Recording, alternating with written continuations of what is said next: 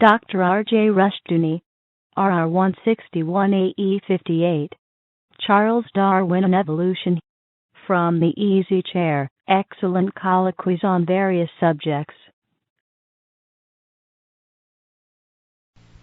This is R.J. Rushdoony, Easy Chair number 162, January 15, 1988.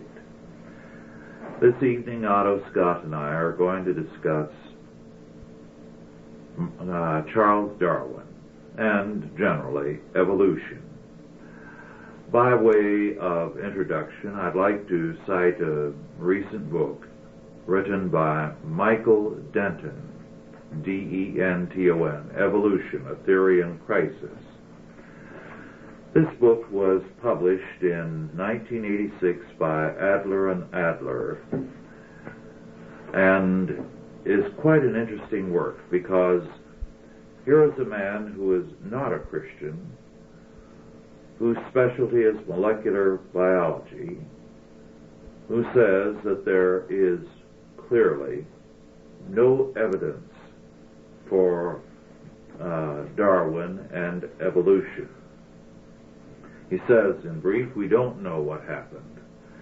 He calls attention, for example, in his book on page 72 to Professor Tyndall's lecture in 1874, in which he says, and I quote, "The basis of the doctrine of evolution consists not in an experimental demonstration, but in its general harmony with scientific thought," unquote. Then he also calls attention to the fact that the issue is really ultimately a religious one. I quote from the latter portion of his book, in fact, very nearly the last words in the book. "The entire scientific ethos and philosophy of modern Western man is based to a large extent upon the central claim of Darwin's theory that humanity was not born by the creative intentions of a deity, but by a completely mindless trial and error selection of random molecular patterns. The cultural importance of evolution theory is therefore immeasurable, forming as it does the centerpiece, the crowning achievement of the naturalistic view of the world, the final triumph of the secular thesis, which, since the end of the Middle Ages, has displaced the old naive cosmology of Genesis from the Western mind. The 20th century would be incomprehensible without the Darwinian revolution. The social and political currents which have swept the world in the past 80 years would have been impossible without its intellectual sanction. It is ironic to recall that it was the increasingly secular outlook in the 19th century which initially eased the way for the acceptance of evolution, while today it is perhaps the Darwinian view of nature more than any other that is responsible for the agnostic and skeptical outlook of the 20th century. What was once a deduction from materialism has today become its foundation.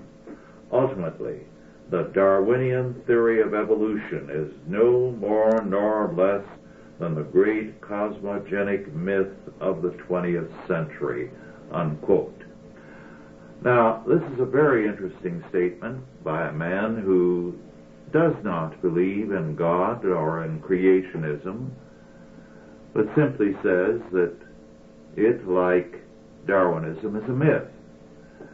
But the key myth, the myth that explains the 20th century more than anything else, the world was really hungry for Darwin.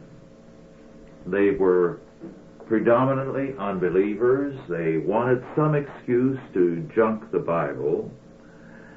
And when Darwin's book was published, The Origin of Species, in 1859, although it was a dull book as far as the content was concerned, it sold out in 48 hours. A remarkable fact. And it was welcomed by people in the church and throughout England and throughout the world. Queen Victoria was among those who welcomed it, because it made it unnecessary for her to believe a great deal of the Bible. So the world was relieved that Darwin had given them the key theory to dispose of the world of the Bible. Since then, it has remade our culture. One of the interesting things is that immediately Karl Marx and Friedrich Engels congratulated each other that they had arrived, that Darwin's theory made Marxism inevitable because it had created the materialistic basis for culture that made their theory inescapable, because theirs claimed to be a theory explaining the evolution of economics and of human history. Darwin politely refused Marx's request to dedicate his book to him because he was afraid that it would create problems for his theory, evolution, if Marx did dedicate his book to Darwin. Well, with that introduction, Otto, what would you like to say? Well, it's quite an introduction. You've almost covered the subject. No, by no means. Well, at any rate, I think that despite the grandiloquence of that author you've quoted, that Thomas S. Kuhn has put his finger on it a little more precisely. Kuhn pointed out in his Structure of Scientific Revolutions that there were all kinds of individuals talking about evolution before Darwin. Darwin's real contribution was to remove a goal from evolution and to say that it was a random development without purpose. And that was the great innovation, because without purpose meant without God.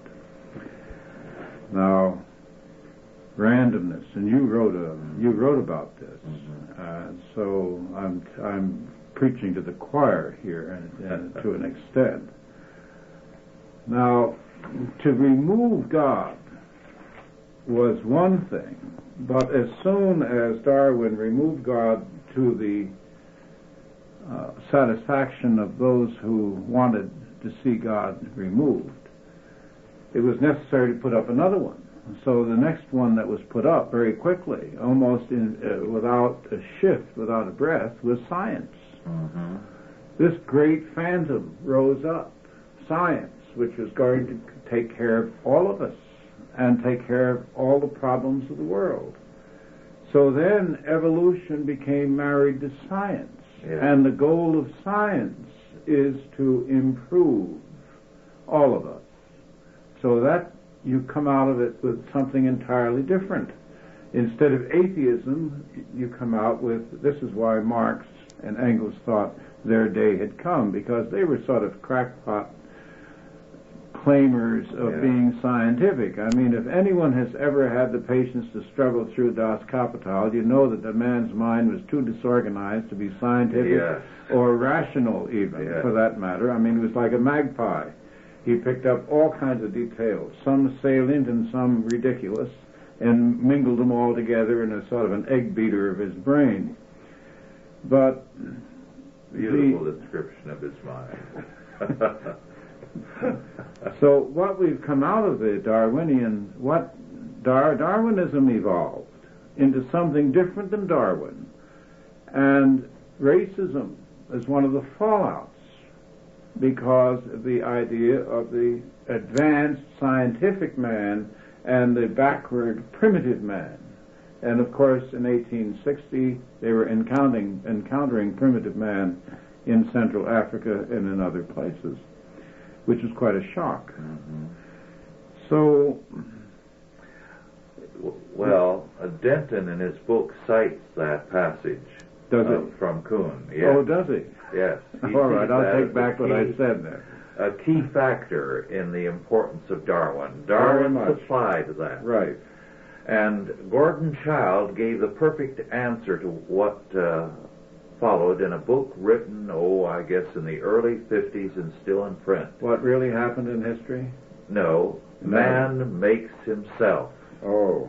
Because his thesis is that, of course, Darwin opened the door for man to realize what happened, and now that he can take charge of his own evolution. Oh, isn't that nice? So man now replaces God. Manufacture himself. Well, yes. The gene splicers are trying to do this. Exactly. And that's what all our science, so-called, is about today. They are going to take charge of evolution and direct the course of history, and we are impediments because we hold to ideas that have no place in their kind of world.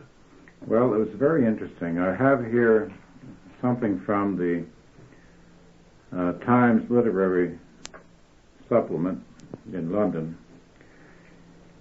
in which he says that Darwin's great problem, or the Darwinians, and there were Darwinians before Darwin, as we know, was the work of James Cowell Pritchard. And Pritchard apparently was the great scholar of the biblical theory of history. And his volumes on researches into the physical history of mankind. And the reviewer goes on to say, the reviewer is apparently also, his name is J.W. Burrow, a specialist in the Darwinian Pritchard period. He says that the religious revival in Great Britain from the late 18th century to the early 19th century retarded the acceptance of evolution in Britain, which otherwise would have flown naturally out of the French Revolution. Yes, there's reason to believe that that is right. You mentioned racism as one of the contributions of Darwin, and that's very true. It was implicit in everything he wrote. Very much so. It was a part of the development of science. It did not exist previously. No, because Christianity is not racist. Christianity accepts all races and all people, and the Darwinian theory sets up a hierarchy of progress. Yes. In which you are graded by the progress you have made. So then you have higher races and lower races. Whereas in the biblical perspective, it was people of higher or lower morality, so that they could change their faith and their morality and be on a level with others. Well, there have been lots of things which have exploded various parts of the Darwinian observation. Of course, he was uneasy about it himself. He said, we can't explain the eye. Mm-hmm. But I look, for instance, at the black people of South Africa. Now, the most of them flooded into South Africa in this century. There were black people in South Africa in the 19th and the 18th centuries too, but they were relatively few. Mm-hmm. There was no particular need for them. As the need really expanded with the mines and with the growth of industry in South Africa, and that really attracted millions of Africans into it. So we're talking now about people who came from Central Africa, like the Zulus, who were in a very primitive condition. They didn't use the wheel for transport. It's not to say that they were immoral. They had puritanical rules and cultures of their own. They were warlike. But they were not advanced technologically. They were not, so to speak, scientific.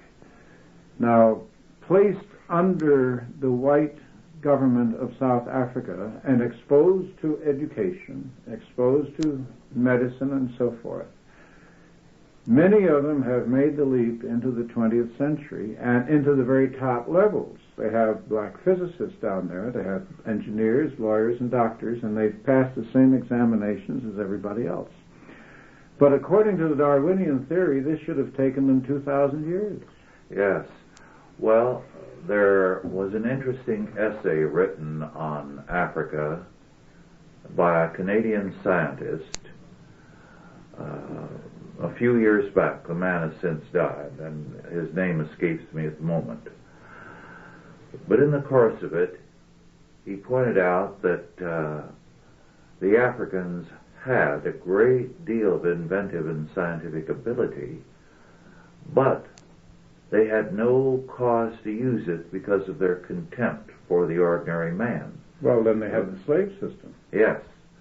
He called attention to the chairs that were carried on the shoulders of strong men, the carriage chair for the chiefs and the kings, and how they had developed those to have a suspension principle whereby whether they were going up a hill or down a hill or over rough ground, the king or chief being carried was always on the level. And he said this is a suspension premise which automotive engineers have only developed in fairly recent years, but the Africans have had it all these years. But there was no need to develop anything as long as you had slaves and as long as the common man was undeserving of anything except what he had. Well, don't forget Sharpe's argument on the equality of primitive people. Yes. Where the hut is all the same size, where possessions are equally held in common, so to speak. Only the chief. So you have here the fellahin and the chief, the herd and the herdsman. Yes. And you have the slave idea, which the Greeks and the Romans had, and some of the ancients, that as long as you had slaves, why make their labor any lighter with invention? Yes. And you had a rich continent where the game was enough to keep you going. Mm-hmm. And the women could take care of agriculture. A child, by the way, is the historian who believes that women invented agriculture. Mm-hmm. Men hunted and fought, but the women were scratching for food, and they were the ones who were the first farmers. Yes. And I think there's probably a lot of plausibility to that. Well, one of the aspects of Darwin's work, which is too little recognized, concerns women. Some scholars lately have written on it. The Middle Ages gave a high place to women. They were important, they had power, and they had vast capabilities. However, as the Aristotelian thinking revived, Aristotle's view of woman, which was a very low one, began to prevail. And the Renaissance and Enlightenment furthered that. With the Enlightenment, of course, it was also held that men represent reason and women emotions, so that women are comparable to children. Now, Darwin came along and gave a biological basis, supposedly a biological basis to that, so that anti-feminist thinking proliferated among those who succeeded Darwin and was based on a number of passages in Darwin. So, the feminists are altogether wrong in turning against Christianity. It's another scapegoat use of the faith, when actually it has been the pagan, the Enlightenment, and the Darwinian traditions that have consistently downgraded women. Well, of course, science, if we want to come back to this, science has downgraded all human beings. Yes.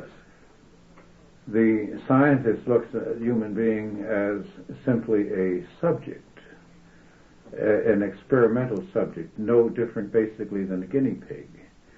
So we have the scientific use of medicine, where part of the patients are given placebos and the other part are given the new medicine, and none of the patients know which is which. Only that way, they say, can they determine whether or not a new medicine works. Well, look at the cruelty of this. Look at the inherent cruelty of placing one group of patients in an impossible position and only trying to help the other group. In order to prove what? They could just as easily prove by giving the group, the medicine to see if it works or not. Mm-hmm. But that's a very mild instance of the inhumanity of modern science. The reduction of liberty that science has brought into being has ushered in. There are some observers now, sociologists, who believe that the expansion of technology in the form of giant computers makes liberty impossible in the future. Yes. A clipping was sent to me by John Thorson of our Chalcedon family, arrived just 2-3 days ago. One scientist is saying we've got to ask women who are planning to get abortions to postpone it to as late a date as possible, because it will give us more mature tissue for our use. Yes, to sell the organs. Yes. That it should be a regular practice to postpone it until they can farm the fetuses better, harvest them better. Well, now, would you call this cannibalism? Certainly. The worst form of cannibalism. And this is in the name of science. Yes. We have these enormous experiments going on at the same time that we've legalized abortion, both in the name of science. Yes. So science is really more elastic than almost any religion we can think of, because it permits anything. Back in the late 20s or early 30s, Jose Ortega y Gasset, in his book on, The Revolt of the Masses, declared that the new barbarians who were going to take over before long would be the scientists. And he felt they would be the ultimate barbarians. Well, yes, because they're totally amoral. Now, even the barbarians, the Greeks used the term, and implied that the barbarians were totally inferior, but all the barbarians, using the Greek term, had morals. There were things that they wouldn't do. There is no tribe you can discover that doesn't bar certain activities. But science bars nothing. Yes. Just an interesting sidelight. I throw this in for whatever it's worth. The word barbarian is an old one, and it has gone into the language in the form of what name also, Barbara. Now, it's interesting that it never became a man's name. Barbara? Is that right? That's making a pun, don't you think? Isn't that a pun? It is. Certainly it is. No, it comes no, from is it true? Yes, it comes from barbarian. Oh, goodness. And, of course, it's Dorothy's middle name. We'll forget you said that. Well, but it is interesting that eugenics was one of the fallouts of Mr. Darwin's efforts. His first cousin, was it Galton? Yes.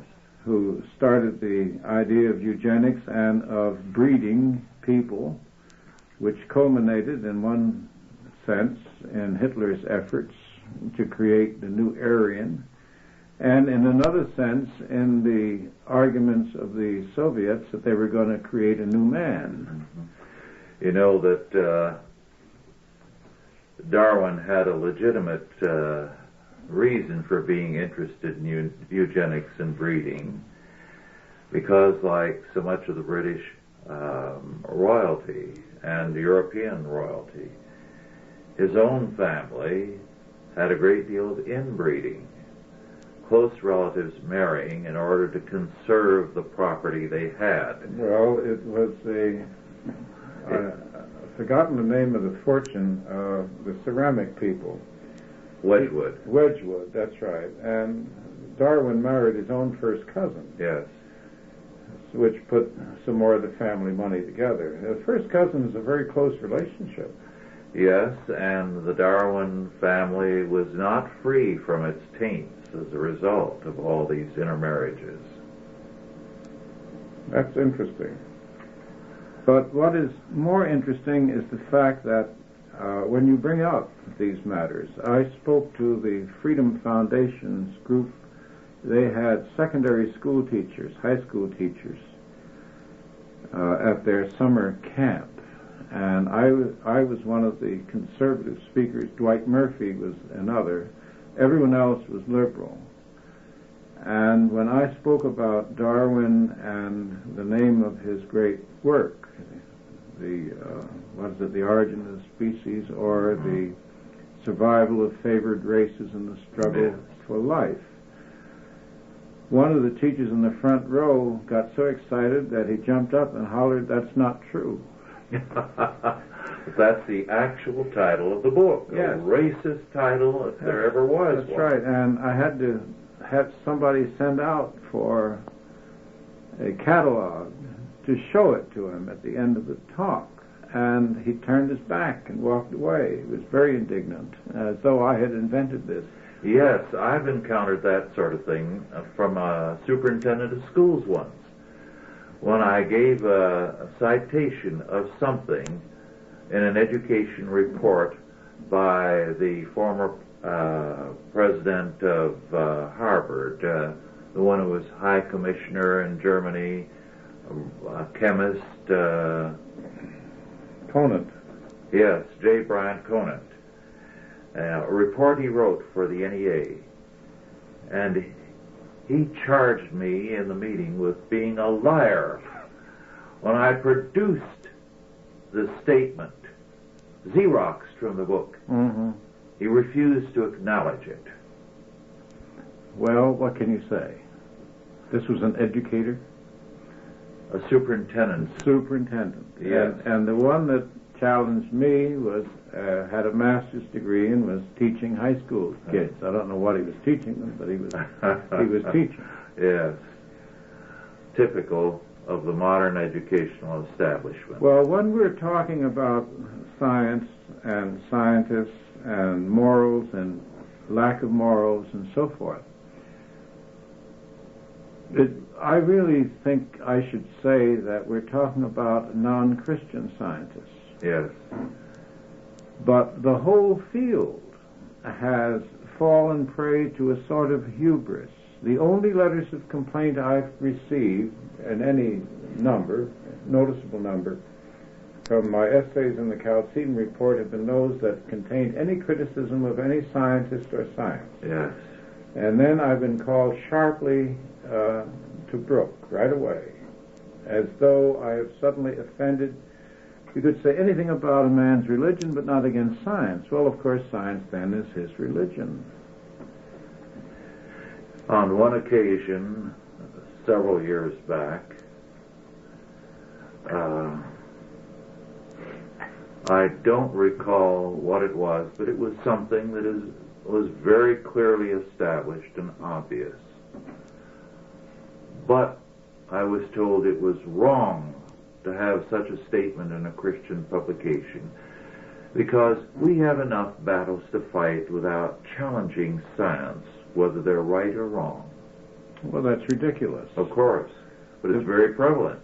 You recall I once wrote something called New Crimes, in which I was talking about the misuse and abuse of human beings by scientists for scientific purposes.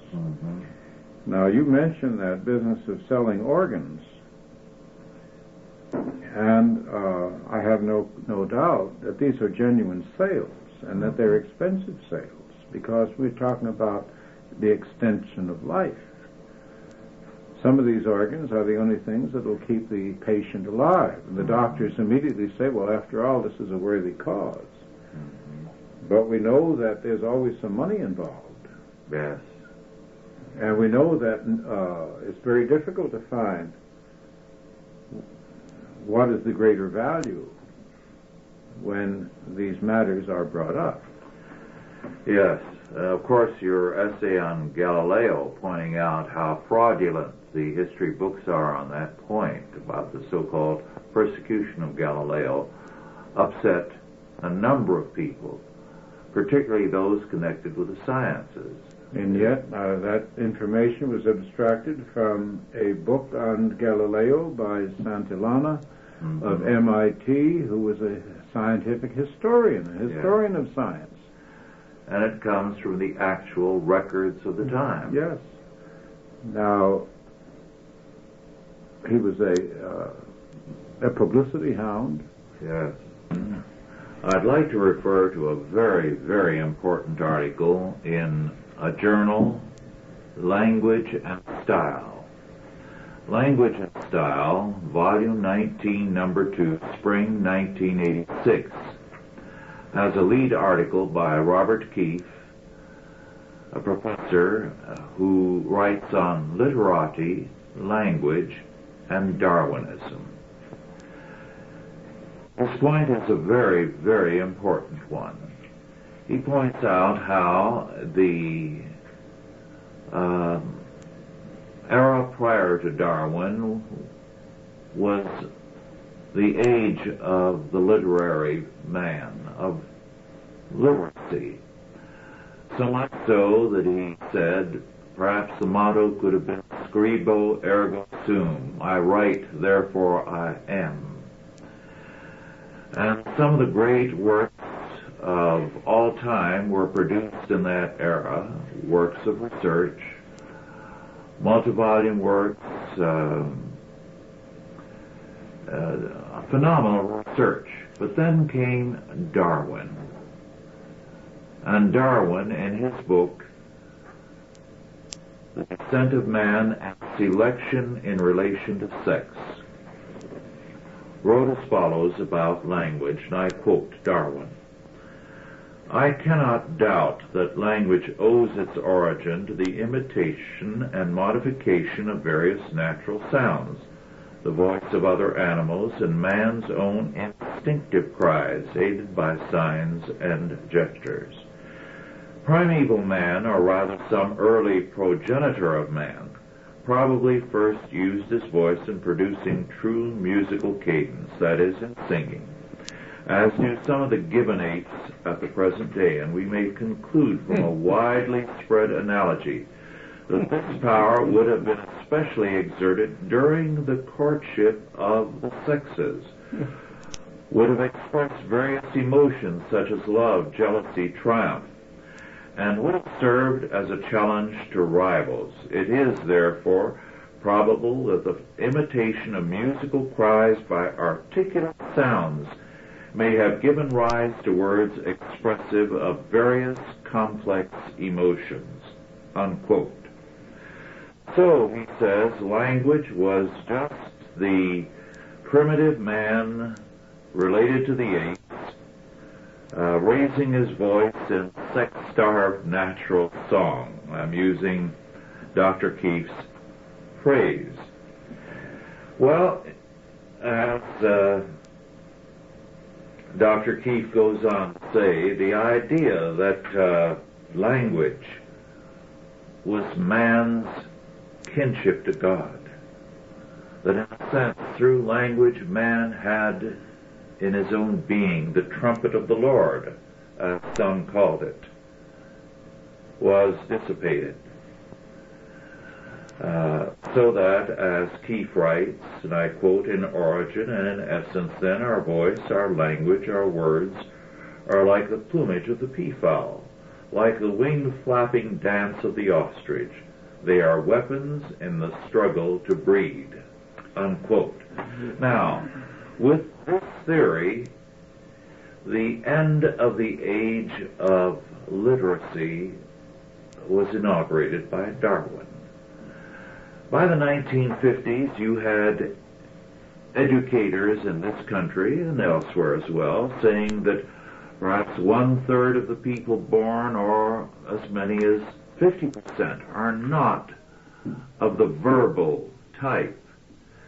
so that to learn how to read and write is not natural for them.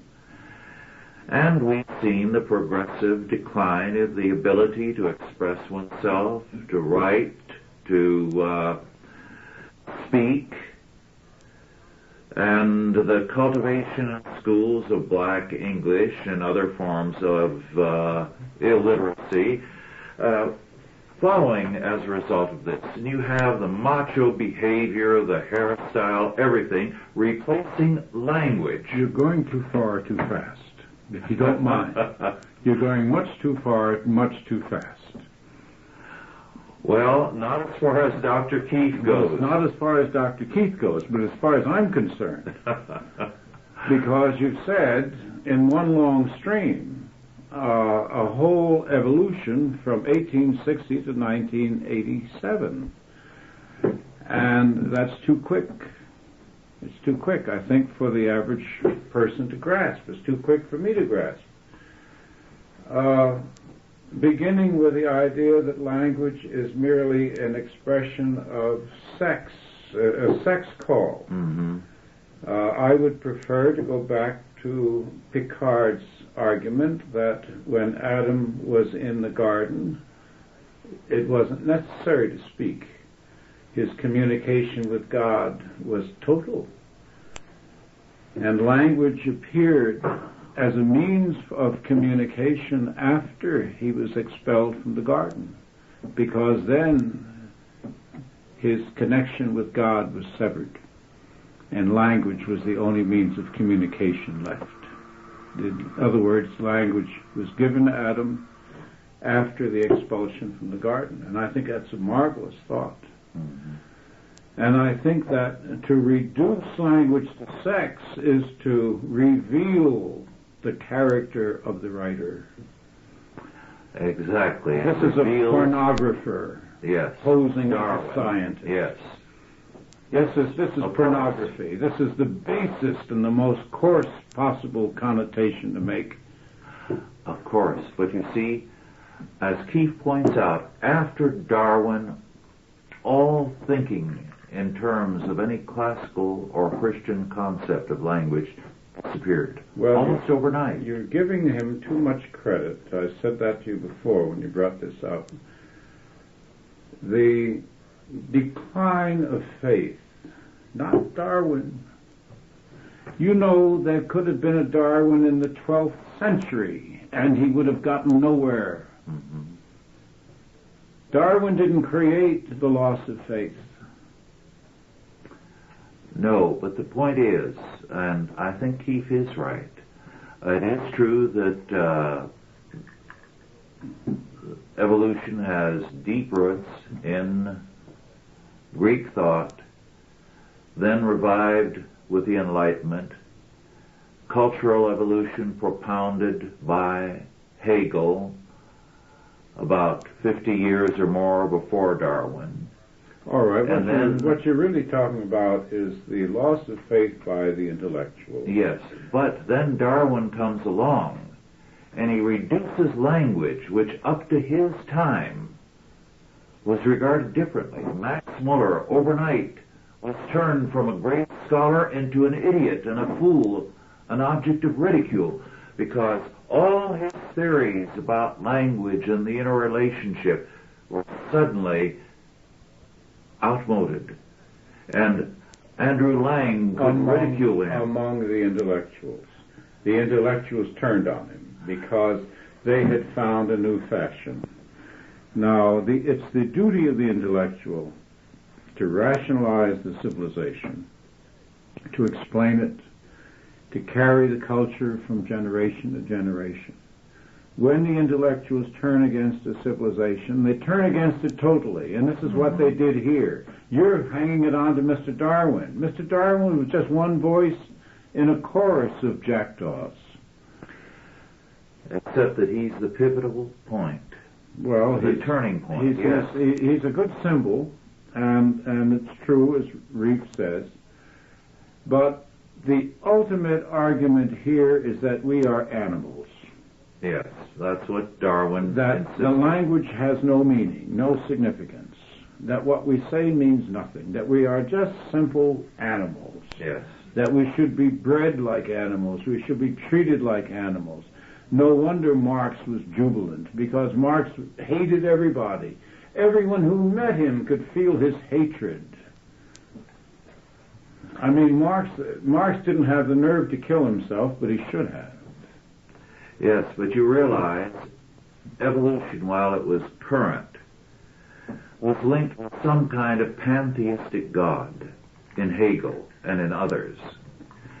And Darwin's great achievement was to eliminate that entirely. He threw in the word God at the end of Origin of Species, but basically in his correspondence and in his private conversation, he made it clear that was tacked on to Satisfy the convention. Yeah, satisfy the conventions. But he eliminated God from the whole scene. Well, he didn't. He did for his crowd. He did for his crowd. God is here. Well, but the point is, culturally, we are in the world of Darwin, with God eliminated from education, eliminated from science, eliminated increasingly from religion. Well, here we come back to a sort of a conundrum, because the Soviet government, with all its efforts, thinks that 60% of its population is Christian. Yes. So, what are we talking about? We're talking about the world of ideas, the world of the intellectuals, and what Keith has written here describes that world. Well, it's only among the intellectuals, and the intellectuals will not always be there. Except they're controlling education. They're controlling, they and their heirs, the media, television, films, everything. Well, we probably will talking about here, we may not see it, the sophists in Greece were stoned to death by the people. I don't think there's that much indignation in the people today. Well, I think it could be aroused. I think it could be aroused. We're talking here, they've had a long run, these people. Yeah. They've had a long run. They've had, as you know, I consider the Victorian period equivalent to the Enlightenment in the English-speaking world. It was the equivalent of the French Enlightenment. And they ran pretty well up to about 15 years or so ago. Really, the revival, the Christian revival, has been relatively recent, quite recent here. It's only recently that we're getting intellectual discussions. Well, that is the important point, because, see, the sophists were stoned by the Greeks, but they still prevailed, because the people who stoned them had nothing to offer. Well, we do. All right. Well, stoning isn't going to do it. It's going to be changing the minds I know. of them. I didn't bring up the stoning as a recommendation. I brought it up as an instance. Yes. Well, we have the grim reality that today the view of language that prevails in schools. And I studied philology at the university. It is totally Darwinian. And this comes from the top right down to the bottom to the earliest grades. It permeates our educational system. It's no wonder that the kids grow up behaving the way they do. Well, of course, just to hear those quotations make me indignant. Oh, they don't make me happy. I tell you, this fellow here, in a better ordered society, would be exiled. He's not happy about it. He's not a Christian, but he's not happy about what's happened to his world, because here he is, a professor of English, writing in Language and Style, the name of the journal, an international journal is the subtitle. And what's happened? The world is moving away from his specialty, literacy. Well, of course. So he's not happy, but he paints a very grim picture of what has happened. So what happens? Language now, beginning with James Joyce, becomes a private conversation Well, of course, increasingly. Joyce couldn't even cap him. He couldn't continue. Joyce was a dead end. A dead end. There's no place to go after Joyce in that area. Except that now the world of Joyce is the world of the young people. Their language is... You're stripping every optimistic statement I make. You're jumping up and down on it. And I just will not allow you to continue that way. As a Christian, I'm very optimistic. But I'm saying these people are going to perish. Well, we're going to survive. That's different. Yes. Okay, now we're together. Yes. These people have dug their own grave. It's a world without meaning. Well, if it's a world without communication. Well, then how can they prevail? They cannot prevail. They're going to die. I mean, this is absolute suicide. It's suicide of reason. Exactly. Exactly. Now, we were not animals. We never were. Darwin's statement that we were, notwithstanding. Yes. Let me give you a quote from Walter Pater. Now, mind you, he's a Victorian. Yes. And he, of course, dismisses, as Keith says, all religious utterances because they're meaningless.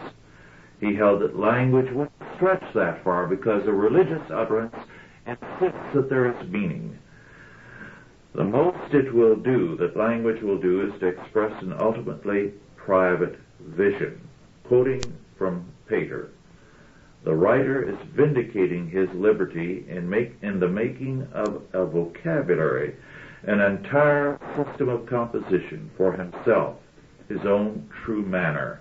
In search of an instrument for the adequate expression of his peculiar sense of the world, he begets a vocabulary faithful to the coloring of his own spirit and in the strictest sense original, unquote.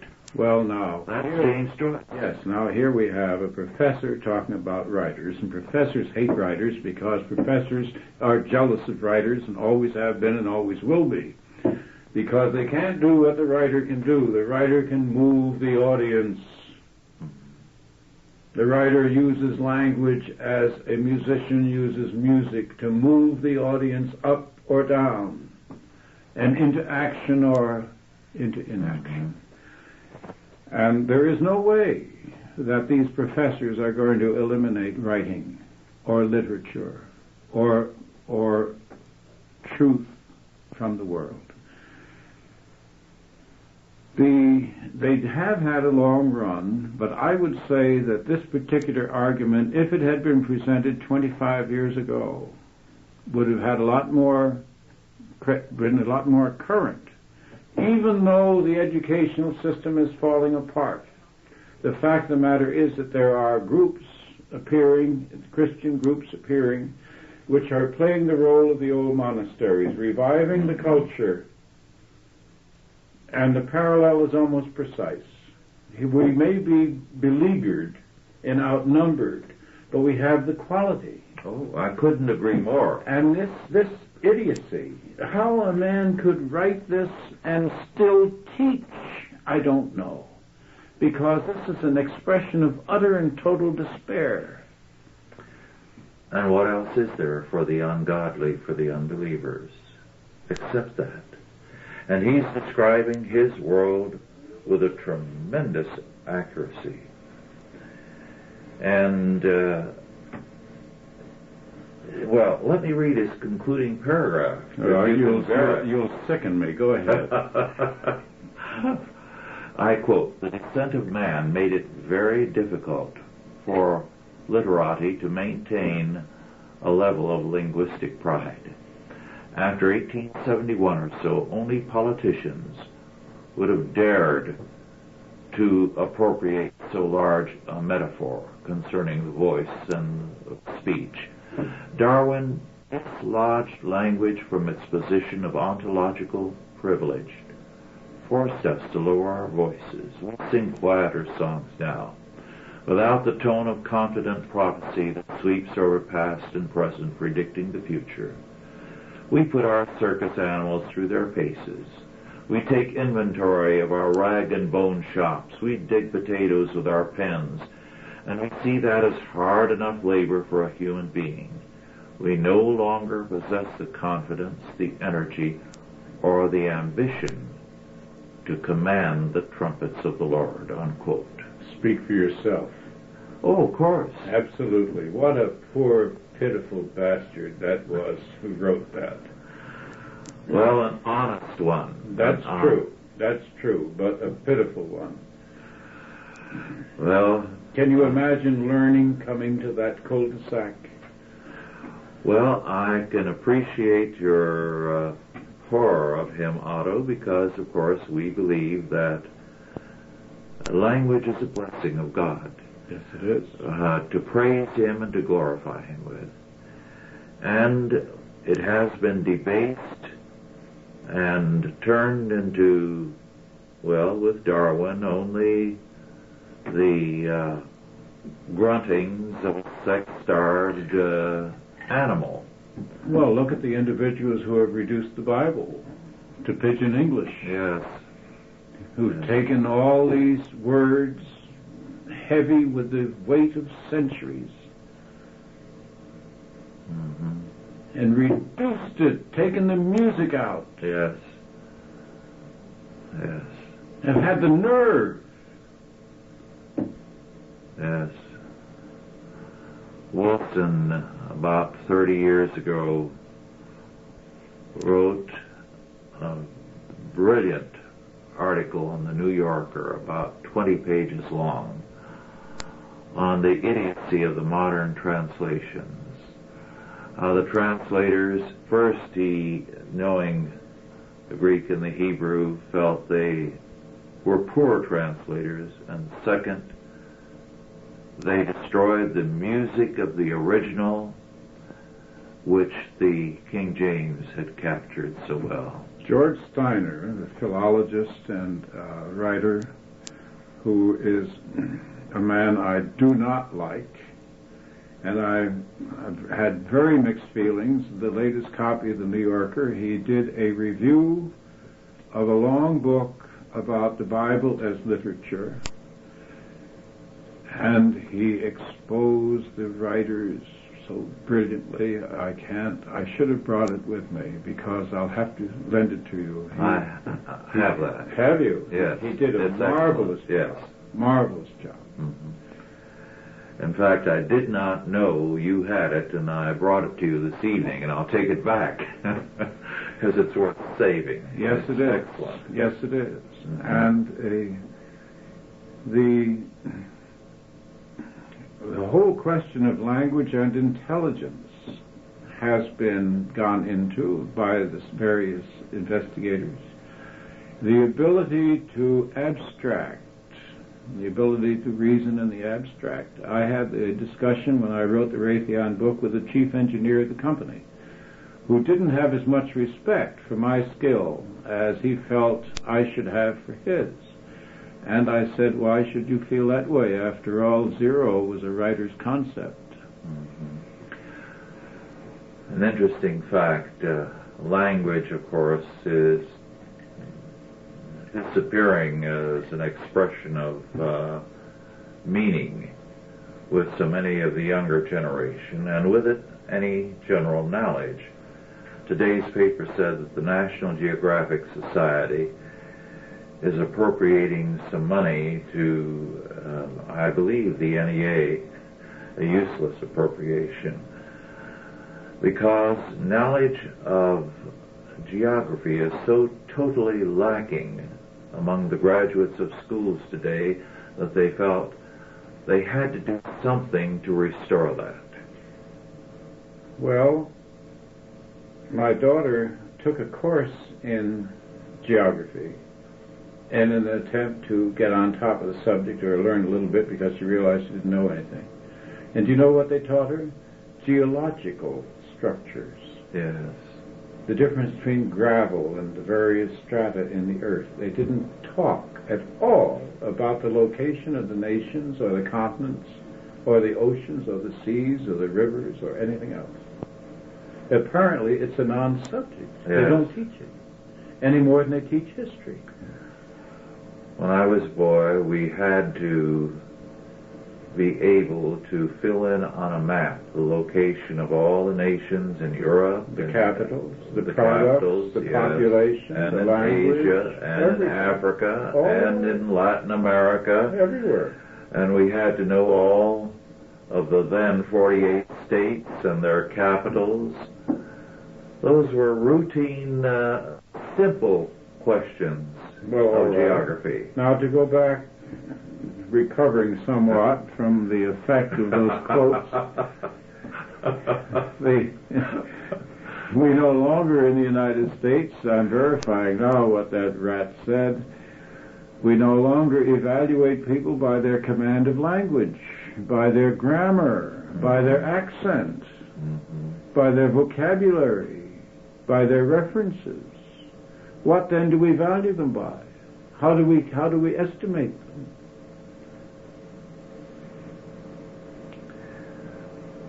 In terms of how much in tune they are with the current trends.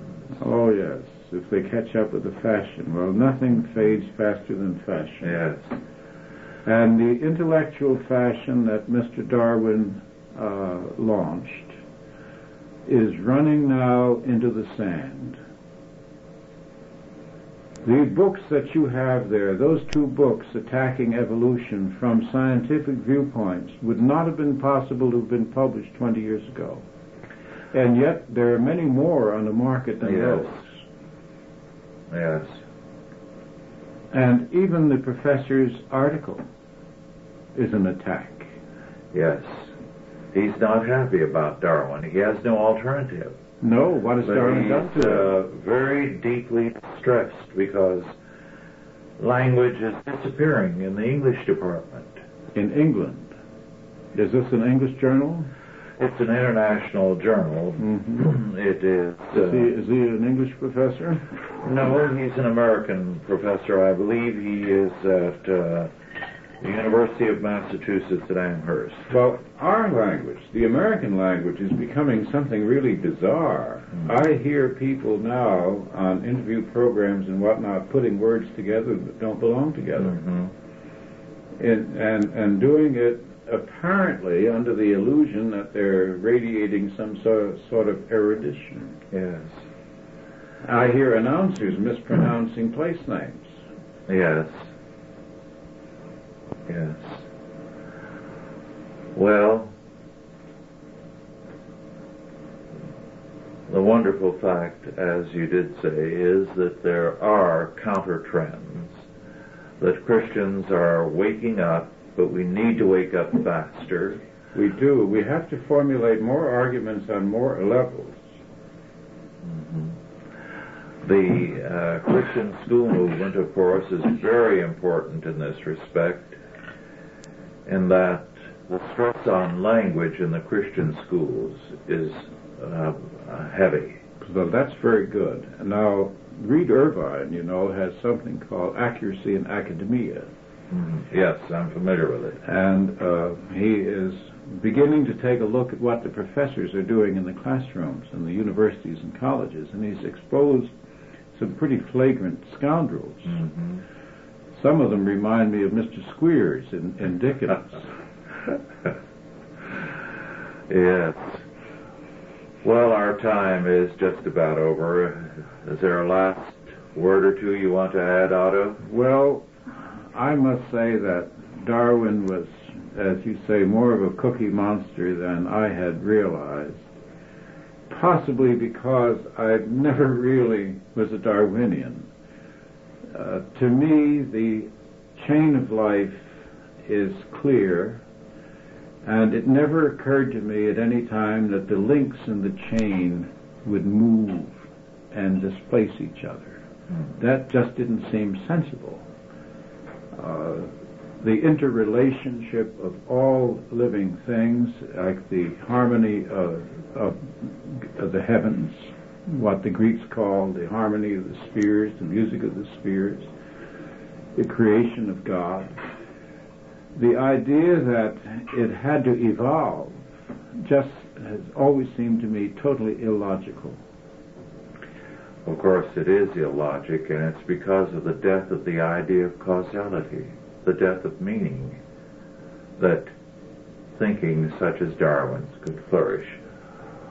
Well, our time really is up. I want to thank you all for listening.